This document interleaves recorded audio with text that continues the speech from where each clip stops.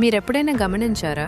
ఉదయం లేవగానే మన మనసులో ఏదో తెలియని భయం, ఒక పని మొదలు పెట్టాలంటే వెనకడుగు వేయటం, ఇలాంటివి చాలా మందికి జరుగుతుంటాయి.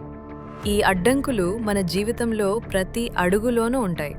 కానీ వాటిని ఎలా అధిగమించాలి? మనల్ని మనం ఎలా ప్రేరేపించుకోవాలి? ఈరోజు మనం దాని గురించే మాట్లాడుకుందాం.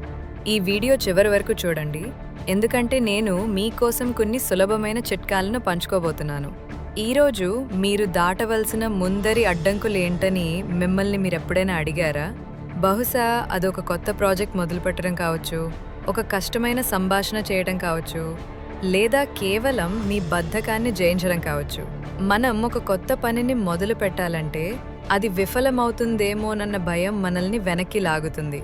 కానీ గుర్తుంచుకోండి, విజయం అనేది ప్రయత్నం నుంచే వస్తుంది. విఫలమైనా పర్వాలేదు, ఎందుకంటే అది మీకు ఒక కొత్త పాఠాన్ని నేర్పిస్తుంది. భయాన్ని వదిలి మొదటి అడుగు వేయండి. చిన్న అడుగు అయినా సరే అది పెద్ద మార్పుకు నాంది అవుతుంది. రేపు చేద్దాంలే అనుకోవడం మనందరికీ అలవాటే. ఇది మనకు అతి పెద్ద శత్రువు. ఈ బద్ధకాన్ని అధిగమించడానికి ఒక మంచి పద్ధతి ఉంది. అదేంటంటే, ఒక పెద్ద పనిని చిన్న చిన్న భాగాలుగా విభజించుకోండి.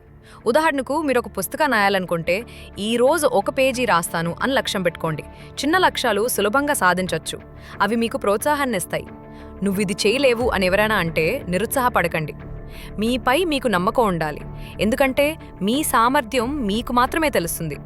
అందరి మాటలను వినడం మంచిదే, కానీ చివరి నిర్ణయం మీదే. మీ లక్ష్యాన్ని నమ్మి ముందుకు సాగండి. ఈ వీడియో మీకు నచ్చితే లైక్ చేయండి, షేర్ చేయండి, ఇంకా మా ఛానల్కు సబ్స్క్రైబ్ చేయడం మర్చిపోవద్దు. వచ్చే వీడియోలో మళ్ళీ కలుద్దాం.